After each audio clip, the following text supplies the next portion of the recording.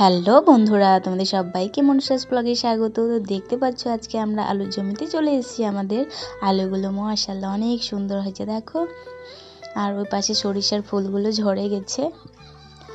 আর আলুগুলো প্রায় আর 2-3 দিন পর তোলা হবে। আর আজকে আমাদের বাড়িতে রান্নার জন্য আলু ছিল না, যার কারণ হচ্ছে বাবা গতকাল হাটে যায়নি, যার জন্য আলু বাড়িতে শেষ হয়ে গেছে। তাই বাবা বলছে তো আলু কিনবো না, আজকে একটা আল বা 2টা আল তুলে আনি, একদম নতুন আলু আমাদের জমির। তো তাই মা আগে গেছিলো আর বাবা আর আমি একটু পরে গেলাম। গিয়ে যে বাবা কোদাল দিয়ে তুলছে আলুগুলো। আমার ভীষণ ভীষণ ভালো লাগে যখন ওই যে আল থেকে আলুগুলো বেরোয়, ভীষণ আলতো লাগে। আমার ভীষণ খুশি লাগে যখন অনেকগুলো আলু একসঙ্গে ছড়িয়ে ছিটিয়ে বেরোয়। তো ভীষণ ভীষণ আমার খুশি লাগে, জানি না কার কেমন লাগে, বাট আমার তো সেই লাগে। এই যে বেরোচ্ছে, কোনো আলু কেটেও যাচ্ছে। মা বসে আছে, এই যে বেরোবে দেখবে। এই আলু না আমরা ছোটোবেলায়, এই আলু দেখে মনে পড়লো তোমাদের সঙ্গে শেয়ার করছি। ছোটোবেলায় তো আমাদের তেমনটা আলু হতো না, মানে লাগাতো না, খরচার বেশির জন্য আমাদের অতটা টাকা পয়সাও ছিল না যে অত খরচা করে আলু লাগাবো। মানে খুবই কষ্টকর ব্যাপার ছিল আমাদের আর কি। আজকে আলু দেখে মনে পড়লো, তাই বলছি আজকে আমাদের অঢেল আলু বলতে গেলে, অনেক মানে অনেক অনেক আমাদের কাছে অনেক আলু বলতে গেলে।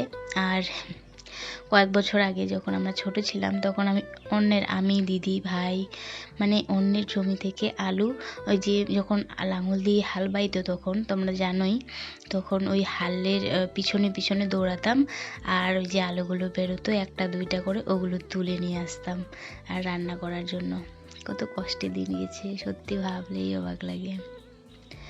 আর এখন দেখো অঢেল আলু, আমাদেরই আলু কে খায়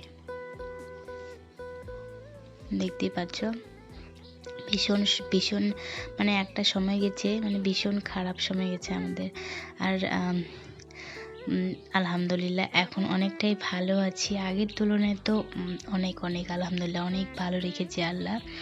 তোমাদের ভালোবাসায় আগামীতে আরও ভালো রাখবে তোমরা যদি আমাদের একটু একটু সাপোর্ট করো, আমি জানি তোমরা করবে।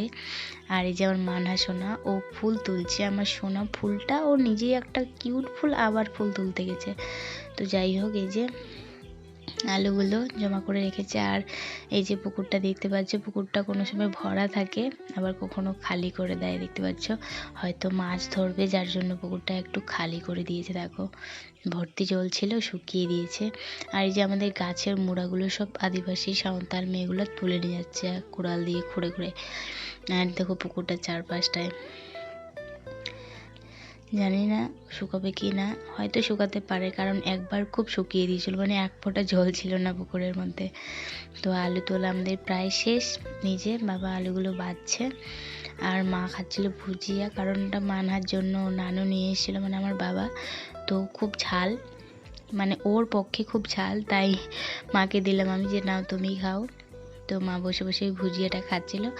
আর এই যে দেখতে পাচ্ছ রসুন, আমাদের পেঁয়াজও প্রায় অলমোস্ট হয়ে এসছে, আর আলু তো হয়েই গেছে বলতে গেলে। এই যে দেখতে পাচ্ছ মা এখন এই যে ব্যাগ নিয়ে গেছিলো, ওই ব্যাগটাতে সব আলুগুলো তুলছে, মানে বেশি তুলিনি, মানে এই রান্নার জন্য যাই হোক 1-2 দিনের হবে। তো বাড়িতে একটু কাজ আছে, এই কাজটা সেরে নেবে, তারপরে তখন আলুগুলো তোলা শুরু হবে আর কি। অনেকটাই আলু হবে আমাদের, তোমাদের সবটাই শেয়ার করব। আর তোমাদের একটাই কথা বলবো, আমাদেরকে অনেক সাপোর্ট করছো, তার জন্য তো অনেক ধন্যবাদ তোমাদেরকে। এভাবেই সাপোর্ট করো, আমাদের পাশে থেকো, আমাদের ভালোবাসা দাও, এটাই আশা করছি তোমাদের কাছ থেকে। আমি জানি তোমরা আমার আশা পূর্ণ করবে ইনশাআল্লাহ। আর আমি জানি তোমরা আমার আশা একদিন পূর্ণ করবে, এটা আমি আশা রাখছি দৃঢ়ভাবে। তো প্লিজ আমার আশা। তো আজকের ব্লগটি কেমন লাগলো অবশ্যই কমেন্টে জানিও। টাটা।